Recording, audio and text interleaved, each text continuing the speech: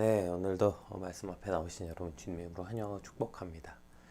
네, 제가 이번 주에 계속 워크샵 그리고 또 어제는 갑자기 이제 장례 예배, 발인 예배, 입관, 하관 예배 이런 것 때문에 이렇게 실시간으로 참여할 수 없었는데, 네, 그래도 이렇게 오늘 다시 말씀 나눌 수 있어서 너무 감사합니다. 우리 같이 기도하심으로 피우다 시작하겠습니다.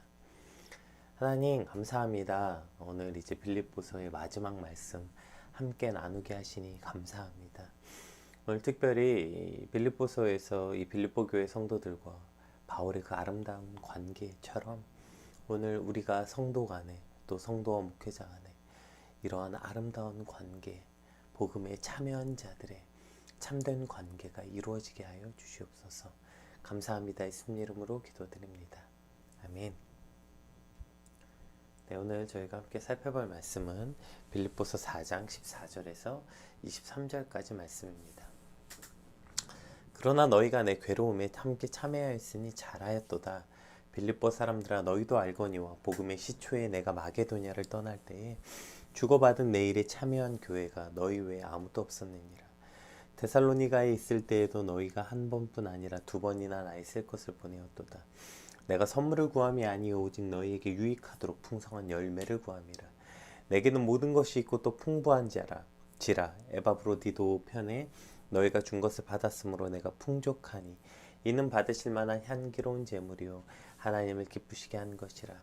나의 하나님이 그리스도 예수 안에서 영광 가운데 그 풍성한 대로 너희 모든 쓸 것을 채우시리라. 하나님 곧 우리 아버지께 세세 무궁하도록 영광을 돌릴지어다. 아멘.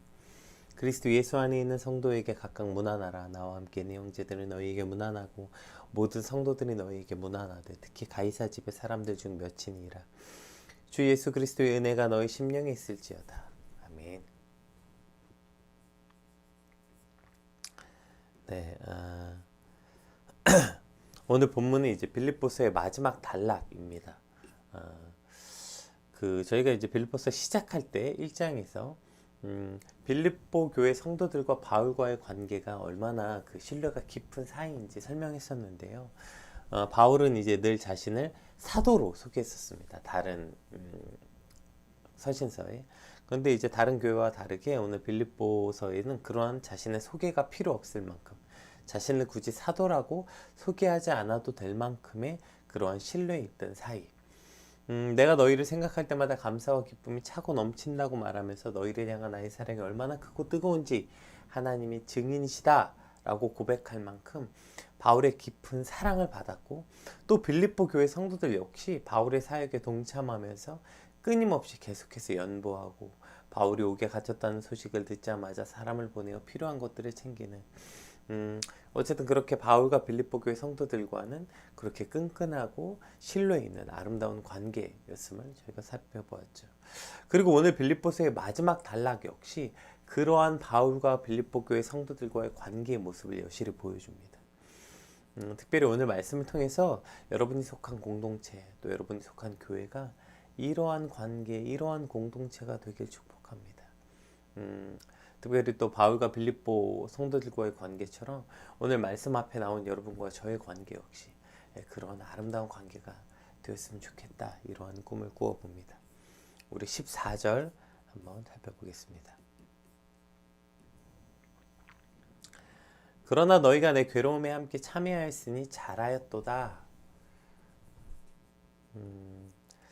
지금 빌립보서 1장에서 살펴보았던 것처럼 바울과 빌립보 성도들과의 관계가 이렇게 아름답고 신뢰가 두터울 수 있었던 것은 그들이 인간적으로 친밀해서가 아니라 1장 5절에 보면 너희가 첫날부터 이제까지 복음을 위한 일에 참여하고 있기 때문이라고 이미 바울은 밝힌 바가 있었습니다.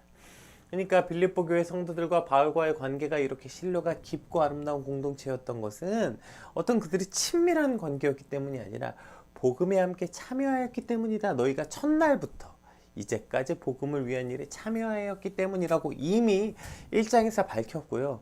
오늘 5장 맨 마지막 단락에서도 그와 같은 것으로 결론이 납니다. 복음을 전하는 일에 여러 가지로 어려움을 당한 바울의 괴로움에 함께 동참한 빌립보 교회 성도들을 지금 바울은 칭찬하고 있습니다. 바울이 빌립보 교회 성도들을 칭찬하는 건 바울이 개인적인 어려움을 당했는데 그 개인적인 어려움을 도운 것 때문이 아니라 복음을 위해 바울이 괴로움을 당하고 있는 그것을 도왔기 때문에 복음에 동참한 이들이라고 바울은 표현하고 있는 것이고, 바로 그 지점, 그것을 잘하였다고 칭찬하고 있는 것입니다. 복음을 위해 괴로움을 당하는 이들, 그 괴로움에 동참한 것을 칭찬하고 있는 것이죠. 복음을 위하여 육체적으로 또 심적으로 고통을 당하고 있던 바울에게 빌립보 교인들은 비록 바울과 멀리 떨어져 있었지만 그에게 물질적인 도움을 주고 에바브로디도를 파송하여서 감옥에 갇힌 바울 곁에 있게 함으로 바울의 짐을 함께 지고 또 바울이 당하고 있는 괴로움에 함께 동참한 것, 그것이 바로 오늘 바울이 자신의 괴로움에 참여한 것, 그리고 1장에서 너희가 처음부터 복음의 끝까지 함께 참여한 자가 되었다라고 말한 이유입니다.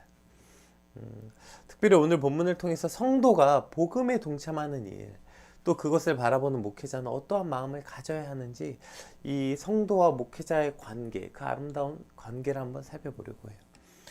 먼저 이제 바울이 당한 괴로움, 즉 복음을 위해 당하고 복음을 위해 괴로움 당하는 이들의 그 괴로움에 참여하는 것이 복음에 참여한 일이라고 오늘 본문은 말하고 있습니다.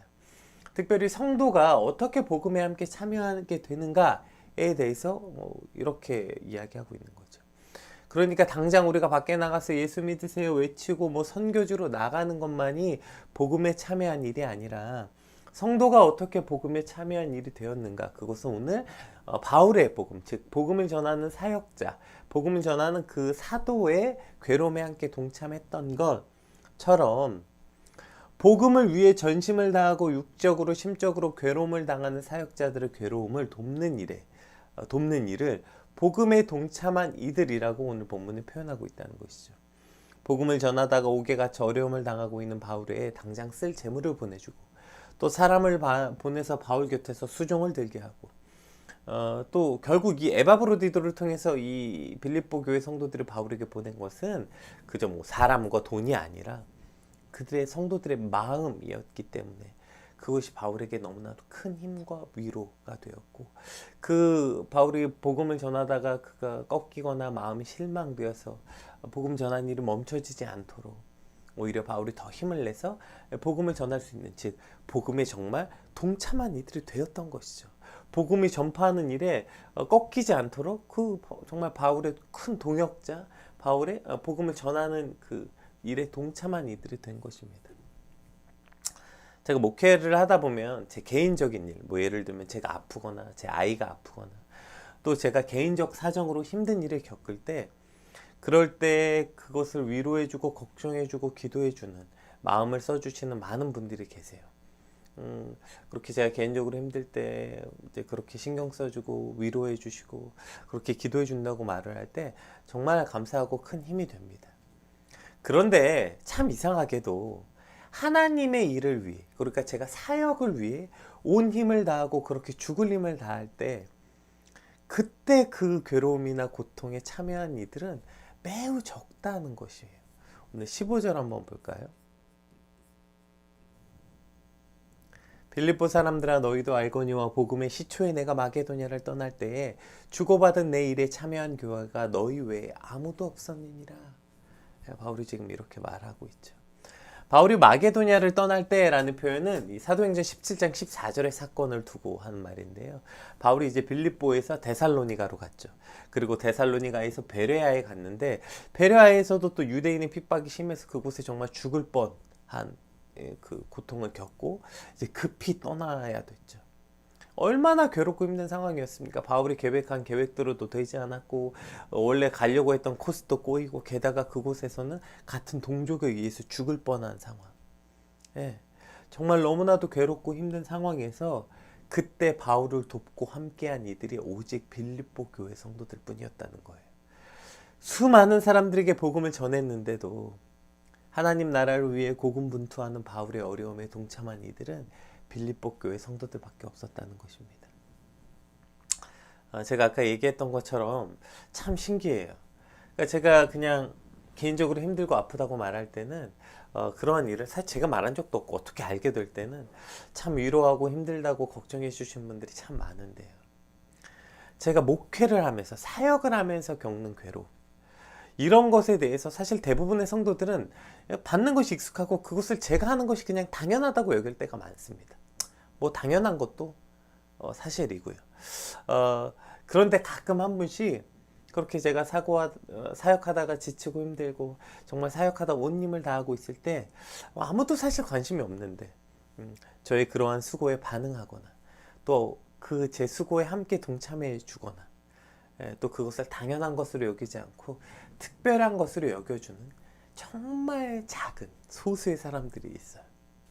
그럴 때 그 한 사람의 목회자로서 그것이 얼마나 큰 힘과 위로가 되는지 모르겠어요. 아 진짜 못해 먹겠다, 진짜 하기 싫다, 이런 마음이 있다가도 그러한 한 분의 격려 혹은 그러한 한 분의 동참에 의해서 다시 큰 힘을 내어서 다시 사역을 하게 될 때들이 참 많이 있습니다. 제 개인적인 일로 당하는 괴로움에 반응하고 함께하는 분들 당연히 감사하죠. 그런데 그것은 그냥 저 개인의 한 사람 유한영에게 위로가 된다면, 사역을 위해 당하는 괴로움에 반응하고 동참한 이들은 제 한 사람의 목회자로서 힘이 나고 깊은 신뢰가 생기는 것을 볼 수 있습니다. 그래서 그것은 그저 아까 그래서 이 바울의 말이 어떤 말인지 너무나도 깊은 공감을 할 수 있게 되는 것 같아요. 바울이 참 어렵고 힘들었을 때, 특히 이 마게도냐를 떠날 때, 그때 아무도 없었다 너희 말고는, 이 말이 참 깊은 공감이 돼요. 얼마나 바울이 참 낙심되고 어쩌면 복음 전하는 일을 잠깐 멈추고 쉬고 싶은 마음도 있을지도 몰랐겠죠. 그러나 그때 그들이 함께한 빌립보 교회 성도들이 있었기 때문에 바울은 복음을 전하는 일을 멈추지 않았던 것입니다. 지치지 않고 끝까지 그 일을 해낼 수 있었던 것이죠. 그렇기 때문에 너희가 내 괴로움에 참여한 일이 복음에 참여한 일이다 라고 말하고 있는 것이고, 또 아래 이제 그들이 바울에게 헌금을 보내고 바울의 필요를 채웠던 것을 하나님께 드린 제물, 하나님이 받으실만 하나님이 기뻐하시는 제물이다 라고 말했던 이유도 바로 여기 있는 것입니다. 그것은 그저 한 사람을 돕는 일이 아니라 그들이 하나님의 나라, 하나님의 일에 동참한 일이 된 것이라는 것입니다.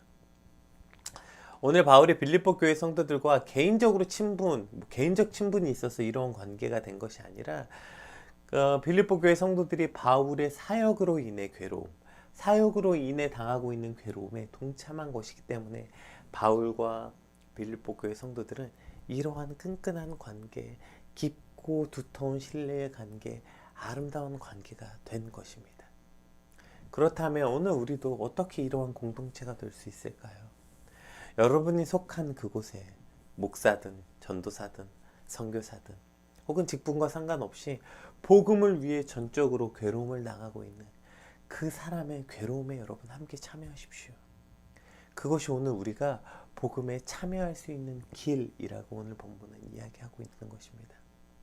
여러분이 당장 지금 예수님이 눈앞에 있어서 예수님을 위해서 굶거나 예수님을 위해서 채찍에 맞는 거 아니잖아요. 그럼 우리가 어떻게 복음에 참여할 수 있는 것입니까? 바로 복음을 위해 괴로움을 당하고 있는 그 사람, 그 복음을 위해 괴로움을 당하고 있는 그 사람의 괴로움에 동참하는 것, 그것으로 우리는 복음에 참여할 수 있게 되는 것입니다.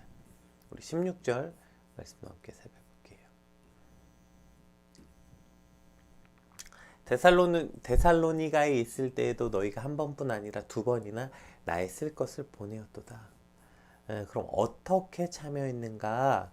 오케이, 그럼 그 괴로움에 참여했는데 어떻게 참여했냐면 한 번뿐 아니라 두 번이나, 이렇게 두 번이나 라고 되어 있는데 이것은 한 번뿐 아니라 두 번까지도, 그러니까 기꺼이, 그러니까 이것이 단회성이 아니라 지속적으로 라는 의미로 해석할 수도 있고요. 돕긴 돕되 그냥 한 번 도운 게 아니라 충분히 풍성하게 도왔다. 이 두 가지 의미, 그러니까 이것이 지속적이라는 의미, 그리고 그것이 충분하고 풍성하게 도왔다. 이 두 가지 의미가 있습니다. 그러니까 우리가 복음에 참여한 것이 복음을 위해 괴로움을 당한 이들의 괴로움에 동참하는 것이라고 했어요. 그런데 그것을 그들이 쓸 것을 채워주고 육체적으로 먹을 것이든 헌금이든 심적으로 위로하고 함께 해주고 동참해 주는 것, 또 몸으로 그들의 수고에 함께 해주는 것, 그것이 그냥 한 번뿐 아니라 두 번까지도. 그러니까 그것이 그 괴로움에 동참하는 일이 몇 번이든지 복음을 전하는 일에 함께 최선을 다해 빌립보 교회 성도들을 도왔다, 이것을 보여주는 것이죠. 예. 오늘 이 말씀을 듣고 오케이, 그럼 나도 그 복음을 전하는 괴로움에 동참해 볼까? 그런 마음이 들어서 한 번 동참하는 것, 그거 가지고 뿌듯해하고, 뭐 그렇게 한 번이라도 그렇게 하는 것도 참 잘하는 것이고 대단한 것이지만, 그러나 오늘 본문은 어떻게 그 일을 하라고 얘기하냐면, 그냥 그렇게 한 번 동참하는 것이 아니라 그렇게 한 번 동참하고 끝나는 것이 아니라 이러한 결단이 오늘 우리 안에 있었으면 좋겠어요. 하나님, 제가 그 괴로움에 한 번뿐 아니라 두 번, 세 번 제 힘이 닿는 데까지 참여하기를 원합니다. 그리고 그것을 그냥 그렇게 인색하게 오케이 이렇게 적당하게가 아니라 정말 풍성하게 될 때까지 충분히 도울 수 있는 것, 그렇게 복음에 지속적으로 또 풍성하게 참여하게 될 수 있는 저와 여러분이 되시길 주님으로 축복합니다. 우린 그렇게 복음에 함께 참여한 자들이 될 수 있습니다. 자, 이것이 어떻게 보면, 물론 이것은 성도뿐 아니라 목회자도 마찬가지지만, 어떻게 보면 성도가 복음에 참여하는 일이었다면, 그러한 성도들을 대하는 바울의 태도는 어떠했는가 한번 볼게요. 17절. 내가 선물을 구함이 아니오 오직 너에게 유익하도록 풍성한 열매를 구함이라. 바울은 지금 이렇게 말하고 있어요. 그러니까 지금 여기서 선물이라고 말하는 건, 지금 빌립보 교회가 바울에게 돕는 이 실제적인 도움, 정말 실제적으로 물질적으로 후원했고요, 사람을 보내서 함께 수고하도록 했고요, 이렇게 어떤 실제적으로 바울을 도왔던 성도들. 예. 그런데 바울의 관심은 그들이 그렇게 실제적으로 나를 도왔던 그 일, 돈을 보내고 사람을 보내고 했던 일, 지금 그것을 선물이라고 표현하고 있는데, 그런데 바울이 진짜 원하는 건 선물이 아니라는 거예요. 내가 진짜 나의 큰 관심은 너희가 나에게 보내준 그 선물이 아니라, 너희가 나의 풍요로움이나 유익이 있는 게 아니라 바로 너희 성도들의 유익과 성도들의 풍성함, 성도들의 열매에 지금 바울은 관심이 있는 것이죠. 이것이 그 한 사람의 어떤 목회자로서의 그 삶의 모습이어야 하는 것입니다.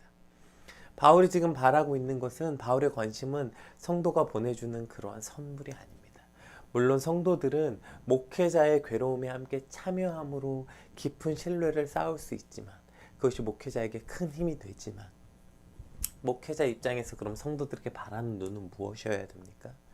오늘 목회자인 제가 아까 이 앞절, 이 16절만 설교하면서, 그러니까 여러분 저의 괴로움에 동참하십시오. 예, 여러분 그렇게 하는 게 복음에 동참한 겁니다. 이렇게 말하고 끝나버린다면, 그렇게 말하는 것이 마치 내가 성도들을 어떻게 바라보고 있는지 아주 중요한 이 뒤의 말씀을 반드시 고려해야 되는 것이죠. 그러니까 바울은 성도들이 나를 돕는 자로 여기는 게 아니라, 성도들이 나를 도와줘야 하는 사람, 그러니까 당연히 나의 쓸 것도 채워줘야 되고 나의 수고에도 동참해줘야 되고, 거기에 성도들의 관심이 있는 게 아니라 바울은 성도의 풍성함에 관심이 있는 것, 이것이 바울의 마음이었다는 거예요. 그러니까 그 실질적 도움을 주는 그들의 돈이나 어떤 내가 필요할 때 노동력이나 이게 관심 있는 게 아니라, 어떻게 하면 그 성도들이 하나님 안에서 풍성한 은혜를 누리게 할 것인가, 어떻게 하면 그들이 하나님 안에서 이렇게 온전한 성도의 열매, 성령의 열매, 이것을 맺을 수 있을까, 이것이 바로 바울의 관심이었고, 여러분이 내게 보내준 선물, 돈 너무 고맙습니다. 여러분이 제게 함께 그렇게 동참해 준 건 너무나도 고맙습니다. 그러나 제가 진짜 원하는 건 그게 아니고요, 여러분이 유익하는 것, 여러분이 신앙 안에서 참된 열매를 맺는 것입니다. 이것이 바울의 진짜 원하는 것이었다는 것이죠. 여러분, 이럴 때 성도와 목회자의 아름다운 관계가 이루어지는 거예요. 때론 어느 때 보면 교회가 마치 성도들을 도구처럼 여기는 경우들이 꽤 있는 것 같습니다. 성도들을 돈 내는 사람, 혹은 그들이 당연히 노동하는 사람, 이렇게 해서 어떤 그들의 수고와 헌신들을 이용하거나 당연히 여기거나 그것을 위해서 마치 성도들이 있는 것처럼, 교회에 필요한 것들을 채우기 위해서 성도가 존재하는 것처럼 착각할 때가 있어요. 그러나 오늘 목회자들이 이러한 마음을 잃지 않아야 되는 거죠. 그리고 오늘 이 말씀을 전하는 저에게 하나님 주신 마음인 것이죠. 진짜 원해야 되는 것은, 목회자가 성도들에게 바라는 건 그들이 하는 헌금이나 수고, 노동력이 아니라, 목회자가 한 사람의 성도에게 가장 원하는 것은 성도의 유익, 성도가 풍성한 열매를 맺을 수 있는 그 일. 물론 그 일을 위해서 뭐 헌신도 필요하고 그 일을 위해서 뭐도 하라고 하는 것이지만, 그것이 절대로 전후가 바뀌면 안 되는 것입니다. 성도의 유익을 위해서, 그 풍성한 열매를 위해서 바울은 지금 그와 같은 마음을 먹고 있고요. 또 18절 한번 볼게요. 내게는 모든 것이 있고 또 풍부한지라 에바브로디도 편에 너희가 준 것을 받았으므로 내가 풍족하니 이는 받으실 만한 향기로운 제물이 하나님을 기쁘시게 한 것이라. 이미 받은 것에 풍족하게 여길 줄 아는 마음, 성도들이 보내준 마음에, 성도들이 보내준 어떠한 헌신에 이미 기뻐하고 풍족하게 받았다, 감사할 줄 아는, 이것이 목회자가 가져야 되는 거죠. 근데 늘 그렇게 무슨 더 헌신해야 되는데, 더 열심히 해야 되는데, 무슨 옛날에 그런 말 있잖아요. 마른 오징어도 무슨 짜면 물이 나온다나, 그런. 이것이 무슨 고리대금업자들이 하는 말 아닙니까? 목회자들이 무슨 성도들을 그렇게 여기는, 이미 성도들이 한 수고에 감사하고 그것을 풍족한 것으로 받은 것으로, 이미 성도들이 보여준 그 헌신에 감사하고 그것이 이미 풍족하다라고 여길 줄 아는 마음이 있어야죠.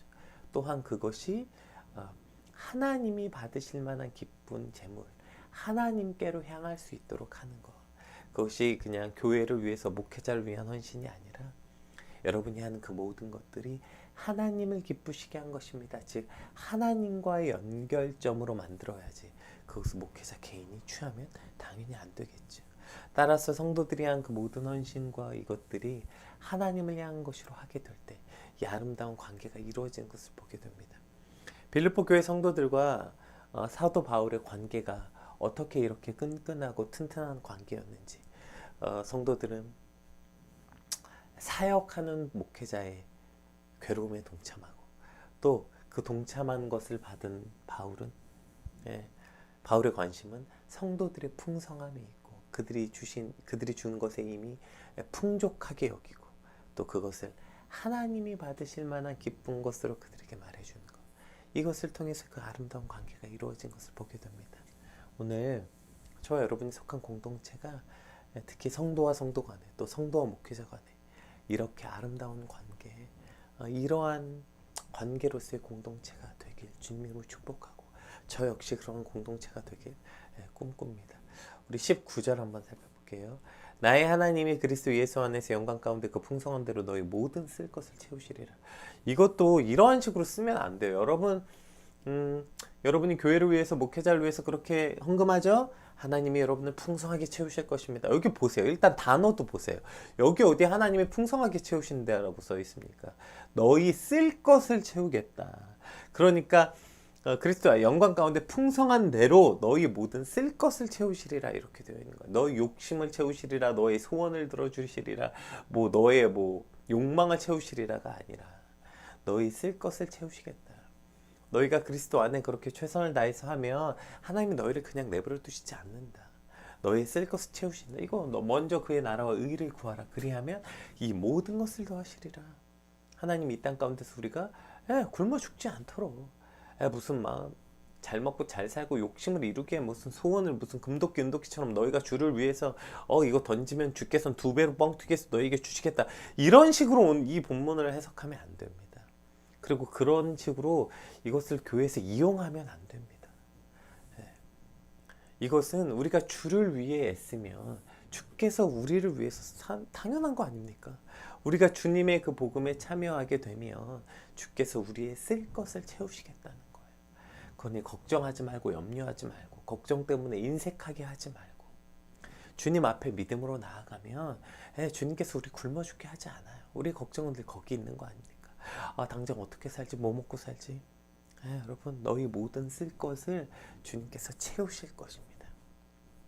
그러니 복음에 주저하지 않고 동참하게 되는 저와 여러분 되시길 주님으로 축복합니다. 또 동참하는 일에 인색하지 않고 한 번뿐 아니라 2번씩이나 충분하고 풍성하게 참여하게 된다면 우리의 모든 쓸 것, 그러니까 그 인색함 때문에 그것이 두려워서 주저하는 모든 이들에게 그 모든 것을 쓸 것을 채우실 것이라고 이야기하는 것입니다. 오늘 이 믿음이 저와 여러분 안에 있길 주님의 이름으로 축복합니다. 네, 우리 시간 관계상 뒤는 이제 21절부터 23절까지는 서로 성도 간의 안부를 나누는 것. 특별히 이제 가이사지만 이건 나중에 한번 살펴봅시다. 어쨌든 성도들끼리 서로 문안하는 내용으로 끝이 납니다. 그렇게 서로 안부를 묻고 문안하는 것, 이것도 아름다운 공동체 한 모습이 아니겠습니까?